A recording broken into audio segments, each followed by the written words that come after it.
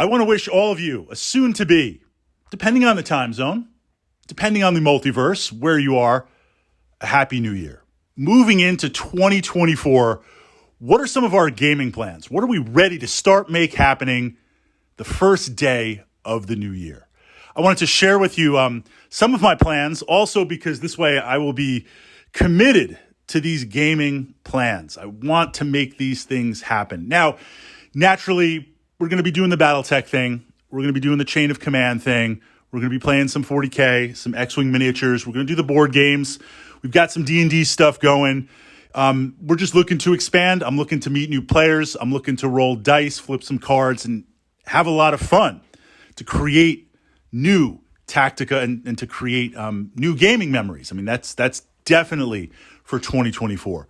But in terms of projects, BattleTech, I've got some good terrain sets, but I want to make a new terrain set. And I want this to be a big terrain set, something really, really, really big. Because I love any wargaming system, although some are easier than others. I love big games. I've got a lot of miniatures. You've got a lot of miniatures. We've got a lot of mechs, right? But if we can combine them, we can get 2, 3, 4, 5, 6 players. Can we get like real-time 100 mechs on the table? Like the more players, the bigger the game. And I really want to framework that with terrain sets. So I want to make a terrain set that has the possibility to be really, really big. I could play it small, but really big. City Fight, City Tech. I love City Fight, City Tech games because the buildings you can explode, you can hide, you can jump around. Infantry have some place to go. Vehicles can hang out. Air units can do a lot of stuff. It's a lot of fun with that. So I have a good City Fight, City Tech terrain set, but the city is intact. It's kind of like maybe you have to take a spaceport or the buildings are there. I can swap a few out for ruins, which we do if we explode them, playing with the opposite destruction rules. I want to create a new City Fight board or City Fight terrain set, I should say, that is just like the dropships blasted everything before they landed, or a city that has just been under siege for forever. Every building ruined. Now, not just piles of rubble, but steel and concrete and rubble, some intact, some not intact, just if the whole thing has been blasted. I want to have some craters. I want to explore some of those pieces and have that. I also want to build, I want to take it kind of three-dimensional in that I would love to build, and I've never done this before. I've been looking at some old toy train sets, actually like Thomas the Tank Engine stuff that I can see secondhand, that kind of like a freeway road or a freeway building. Like if we had a city that was so dense, imagine a city that was so dense with buildings and factories and everything, that the roads were actually above it. Giant overpasses. And I want to have a bunch of those over the city. I want to blow a bunch of them up. Have different ways to get up and down, of course. So now we've got some interesting elevation where you could go up there and hang out and see over the whole city, but everyone's going to blast you. You could run up and down them to get to different places in the city. I want to kind of have it like 3 dimensions. Not just you're moving in the city rubble, but you can also move above it, and you can move above it to then get below it or down to the city rubble area. But also jump jets. I'd love to have some jump jets and things like that where you could jump over this. Now, this is where it led to an interesting rule. There's things in BattleTech. So that's the first plan, to really make this massive set. But when I was talking about it with a friend and we were kind of raiding our bits boxes and he's been saving some stuff and it's like, Fritz, here's some terrain pieces and some interesting cardboard pieces and styrofoam, right? He's been stockpiling those because we've been planning this. He had an interesting rules question. And so this is where I turn it over to my fellow mech commanders. I really don't know. Now, when I encounter a rule that I don't know in BattleTech, if I can't look it up, if you can't really figure out what's happening, then what's the rule of cool? What's the rule of fun? Yes, I want to win a game. Yes, I want to get that tabletop glory. But I would much rather, if you and I are sitting down to play a game, have something memorable happen where we will remember it, success or failure. It's like Doesn't matter if we were good or bad. All that matters is that a few stood against many, right? That immortal quote from the Battle of the Hill. This idea of if we can make something cool happen, if it works and you win the game, great. If it doesn't work, that's fine too. So my friend had a question. I couldn't find it. If we do it, if it comes up, I would say, yeah, let's figure it out. Let's have it happen. This was his question. We had a similar question, secondary question that were resolved years ago in a similar fashion, which we'll also explore that. Imagine there's an overpass. On the left side, it's the roadway or the freeway, the highway leading up. And then there's a giant piece missing. It exploded, it got knocked down, and then it continues on the other side. So you have an area. Now, if I've got jump jets, well, I move to the end and I count 3, 4, 5, 6 hexes and I jump over and I'm fine. Well, given that it's kind of a ramp and that it goes up, obviously not an assault mech, but if I had a fast mech that did not have jump jets, could I jump over to the other side? We were looking for it in the rules. We couldn't find it. If it comes up, I would say to my friend or my opponent or the person that wants to do it, is it a pilot check? Is it a skill? Maybe you make a stock pilot check, meaning I would probably resolve the rules like this. You want to jump over that because it's literally like a car jump. You want to jump over that and you don't have jump jets. You need to run maximum speed and then next turn, so you need to run maximum speed to get up to it. Then next turn, that speed will carry you over. You need to make a pilot check, and I would say -1 for every hex that is not there. So if the span from where it's broken is 3 hexes, I would say pilot skill -3. If you fail, then I'd say you fall or you take some damage. I'd allow it. Let's see what we could do, right?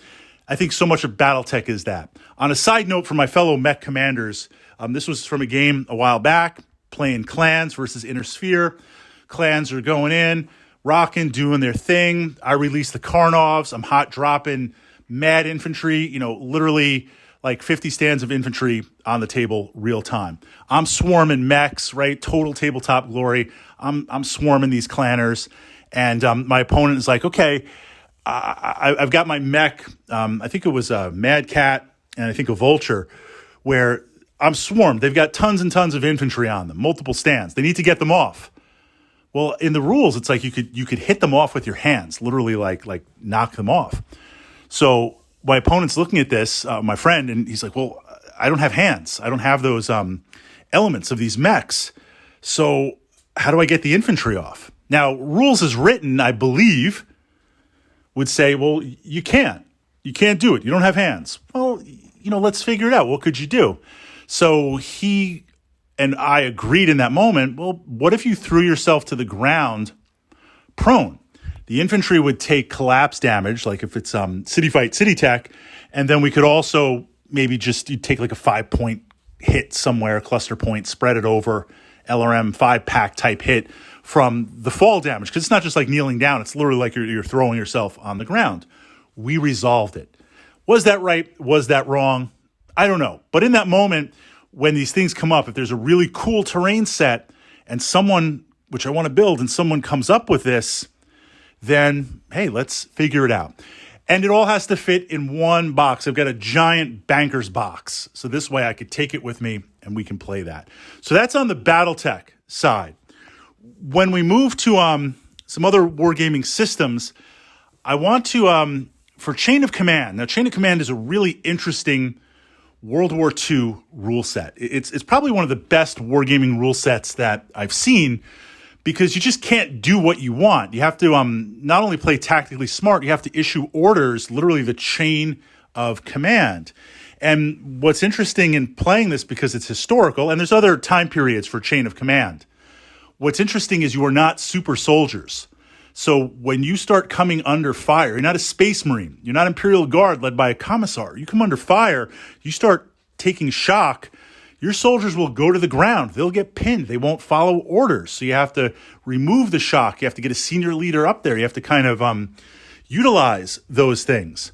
What I'm looking to do for Chain of Command the way the game plays is you have your core armies that says, hey, if we're playing World War II between these time periods, here's how your army is going to be set up, because that's how it's equipped. Then you will have support points, which you can utilize to purchase other things based on the time period. Obviously, if it's early war, I'm not buying a Tiger tank. I'm going to buy, Panzer II, probably a Panzer III. But you can also buy support units, mortar, machine guns, snipers. You can buy earthworks. You can buy razor wire. You can buy aerial support, artillery support, a lot of different things. I want to take that, and depending on the mission, you get 3, 6, or 9 support points. I want to be able to take the support points for both my my German and American forces and really ramp up the tanks. I love the tanks. It is a close support game, so usually you might have 1 or 2 tanks, depending on the tech level. I want to have the options for both American and German sides to be able to take 5 or 6 tanks. I want to do like a Battle of the Bulge or kind of a breakthrough thing where you're going to have your forces, I'm going to have my forces. They're set by the time period. You'll have some support choices, 3 or 6 points that you can buy other things, a mortar team, machine gun, sniper. But then just to balance it out, well, even though it's not quite balanced out, Sherman versus Panzer III, Sherman's got the advantage, but certainly certainly Sherman versus Tiger, Tiger's got the advantage. But have the ability to say, in addition to the normal stuff we're playing, we each get a number of tanks somewhat equal. I mean, it's never fully equal, obviously. But this way we can put down those tanks and really have a big tank battle. I think if I take it to 4, 5, or 6 tanks per side, that's still tactically viable, and it still will allow the game to play. I think if I go to like 10 tanks, I mean, you could do it in the rules. Nothing will stop it. I think then it becomes more of a tank battle where the infantry are basically going to hide, because I'm not going to have that much anti-tank support. So I want to get some more tanks in the game. I already got the miniatures. We're going to get them ready. But I don't want to go too tank crazy. Of course, you could just play all tanks and see how that plays out with some rules adjustments. So that's on the chain of command side. Board games. Going to continue playing what I got to play, do what I got to do. But I'm interested. I mean, we're going to do Runebound. We're going to do Dark Souls. We're going to keep on playing that.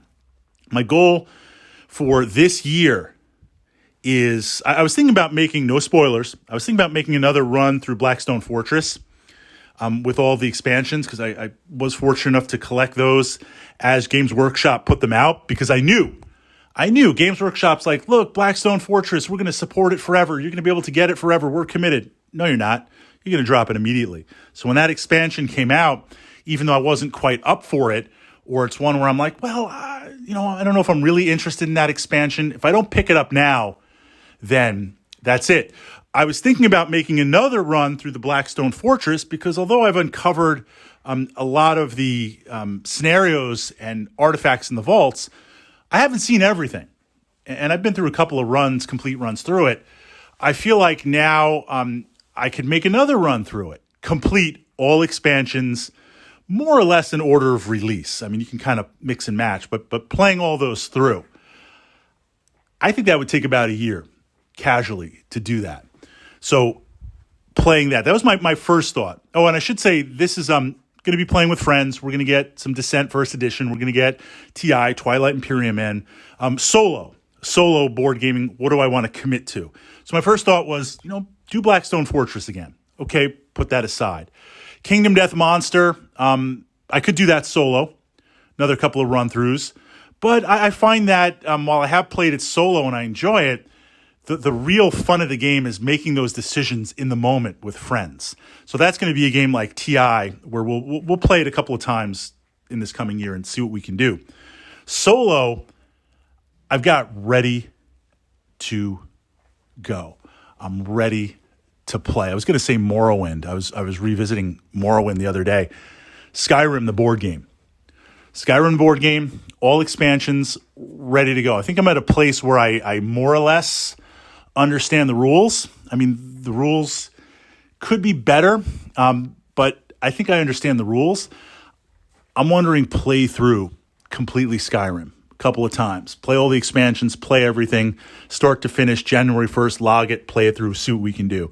I'm excited for that because I love Skyrim. I've spent a lot of time playing Skyrim, as I'm sure you have or most of us have. But also what I do like about the game, even if it was the setting, I'm like, yeah, Skyrim, whatever. I like the fact that your character class abilities base do something good, but you can go any way you want. Stealth, magic, gear, items, like it's truly open for character development. So I feel like I could tackle a couple of playthroughs with the different missions and scenarios in different ways and different characters.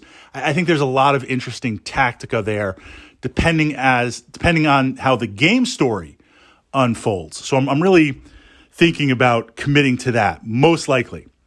Maybe Blackstone Fortress, maybe that. I guess I got to commit here because that's the whole point of this vlog, to hold me against that. We're going to do Skyrim. We're going to go through. We'll post up some tactica, no spoilers, and see what we can do. Dungeons and Dragons. Well, okay. So I think this is the year what, right? We get a new edition or something, and I really don't know what that edition quite is going to be. Like, is it just going to be some extra books that add things on? Is it going to be a reboot? I'm going to have to go to the D&D and Beyond portal. I don't know where D&D Modern is going to take me. And as a D&D enthusiast, I have to choose my words carefully. I'm always going to play D&D Modern. I'm always going to play the current edition of D&D, simply because that's where new players are starting. That's the edition that the majority of players start at. That's kind of where you go. So if I can show up at the gaming store or the club and play D&D, it's going to be D&D Modern, D&D Current, D&D for everyone, D&D NXT, whatever we're going to call it. So I will be playing that, even if there's some things where I'm like, I don't really like this, or this was done well, or this wasn't done well. I mean, we're going to do that. So I'm not going to focus on that. What I do want to commit to this year is something a little bit competitive, something that I was thinking about for a while, kicking around, and I'm like, Fritz, just do it for this year. I love Advanced Dungeons and Dragons. We talked about how the magic of D&D is that first edition that you play. Maybe you came in on 4th edition. Maybe you came in on 3.5, 3.0, 3.x. Whatever your first D&D experience was, that first time you identified a magic item and you picked up that magic sword, and now you have that. You remember that. You remember that. The first time you fought a dragon, the first time you stepped out of a dungeon victorious. You remember all that. So your D&D DNA is tied to those moments. That's why new players, on a side note, as a player myself, if I'm playing with new players, D&D Modern, and we encounter something, it's a dragon, I know the stats. I know the hit points. I know what it's going to do. I know calculating those numbers that I'm probably going to need, an 18 or higher to hit. But I don't want to reveal that. I don't want to reveal any of that to new players. They want to charge in. They want to do something. I want them to have that magic moment. So sometimes I've been in a place playing where I'm a veteran player. I know optimally what we should do, especially since it's very hard to get killed in D&D Modern with advantage and surges and all this type of stuff. But I still wind up getting killed with the party because the new players wanted to do this, and I wanted to give them their D&D experience. So I say that because that first experience is very anchoring. For me, where I started was Advanced Dungeons and Dragons. The good parts, the bad parts, and yes, there's a lot of rules floating around in my head after all these years. I don't have the THACO stuff memorized. I still got to look it up on the DM screen sometimes. But for what it is, that was kind of the starting jumping off point for D&D. I want to go back to that AD&D moment and do a year competitive thing. So I'm going to run some AD&D stuff. It's going to be traditional local tabletop, but what I want to do, it could also be hybrid. It could be virtual too. I could run it virtually and have multiple groups. The idea is, in my opinion, there are certain modules that even to this day stand out. There are also certain modules that while it wouldn't be the regular adventure that I would run, the community has voted, and I would agree, like, hey, this AD&D module really stood out for what it was.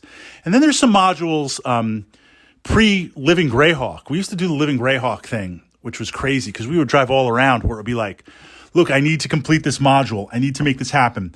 It's only playing in New York City in this place at this time. We need to go down and make this happen.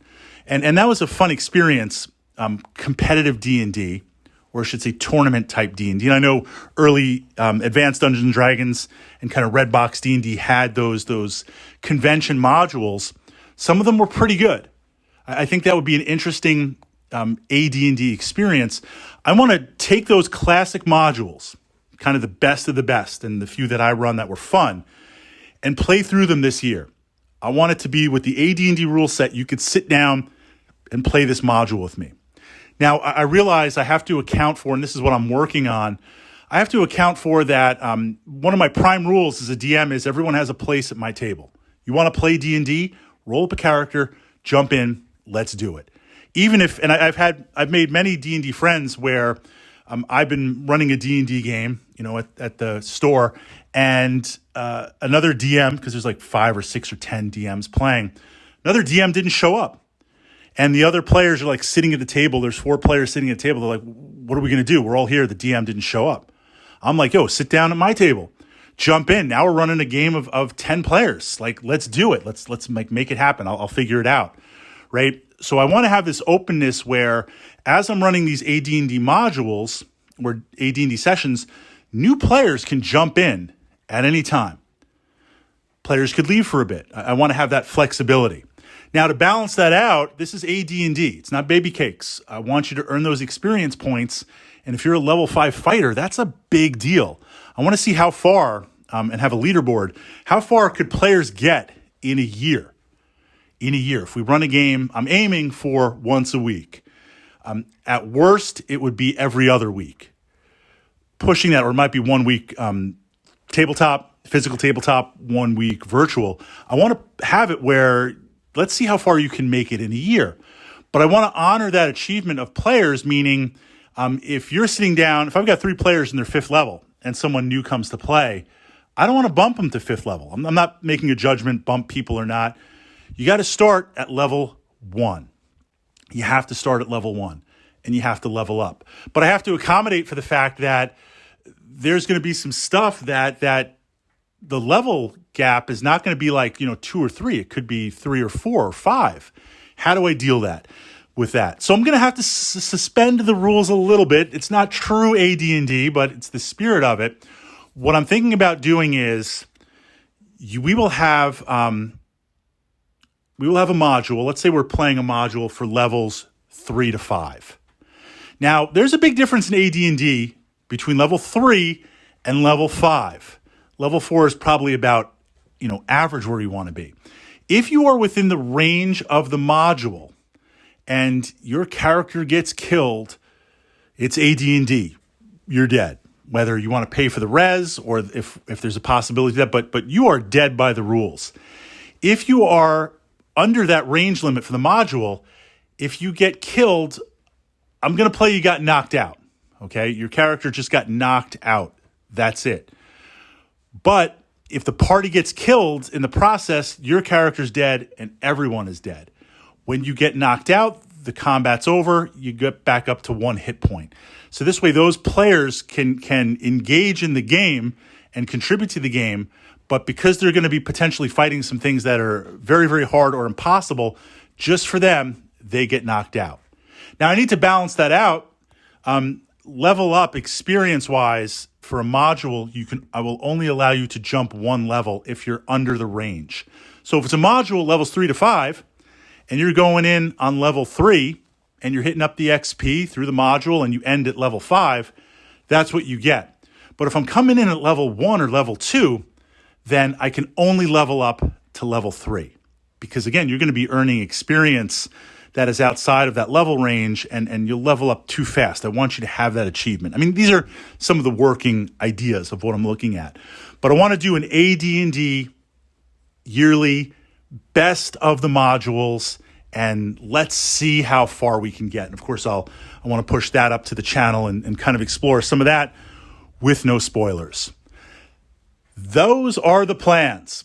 That's what I'm looking to do. And on a side note for recommendations, because I love tapping in to all of you, my fellow wargamers, I didn't have an answer for this, and I'm thinking about it. So this would be kind of, if it comes along and if it happens, like, let's do it.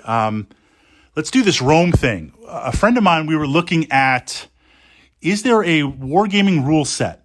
Now, it might be kind of ancient. It might be dedicated to Rome, but it could be a generic one. What is a rule set that would allow Romans to fight barbarians? Well, basically Romans and everybody else. But it's 1-to-1. You know, I play a lot of DBA, play a lot of DBN, but my DBA Romans, you know, it's a stand, it's an element. I've got 3 figures on there, but it represents a block. It represents something. We want to go like 40K. I want 1-to-1, right? If there's like, 200 Roman dudes in blocks, I want 200 Roman dudes there. We've got some chariots. This is where I'm torn, like Romans or barbarians. Another buddy, where this started was a friend of mine, as a wargamer, you pick up stuff at like here in the U.S. we call them garage sales or estate sales or stuff on clearance, dollar stores, things like that. So you pick up this kind of like odd junk and it sits there and you're like, I'll use this one day, but I don't know what. So a buddy of mine picked up a while ago, the scale size was for miniature wargaming, kind of 40K scale. He picked up 10 elephants and they look really real and ready to go. And first thing he was going to do was like orcify them because he plays orcs for 40K. But then he's like, I want to do this Rome thing. Like I want to have war elephants and I want to like utilize them. So he's like, we got to do something with these elephants with this rule set. So I'm like, all right, well, if we're going to do that, like I'll play Romans. Like, let's do something with that. But then we were like, well, DB, the scale, we could up the scale for DBN, DBA. But then I'm like, well, let's have this 40K, let's have this 1-to-1. Like, I could speed paint dudes. Like, let's paint a ton of Romans. I mean, imagine the Mars energy on that table. So that's what we're looking at. I mean, I would be in and I would commit to that, but I need to know miniature range. Another buddy's like, well, 3D print it. I'm like, well, I don't know, because we're going to have a lot of dudes on the table. But, to come up with those elements, first looking at model recommendations, miniature line recommendations, and second is looking at a 1-to-1 scale type rule set. And yeah, I'd like it to be tight. I'd like it to be really good, but we're really just trying to go for the beer and pretzels this go around. So if it's passable, if it captures most of those elements, that's where we would really like to be. So that might happen. That's not really a total personal wargaming goal for this year because I'm going to be doing it with some other friends. But we got to do something with these elephants, right? Something's got to happen there. So turning it over to you, my fellow mech warriors, game masters, D&D enthusiasts, X-Wing pilots. What are your gaming plans? What are those projects? Because you're going to hold me to it. I'm going to hold you to it. What are some of those projects now as we are starting 2024 and the new year?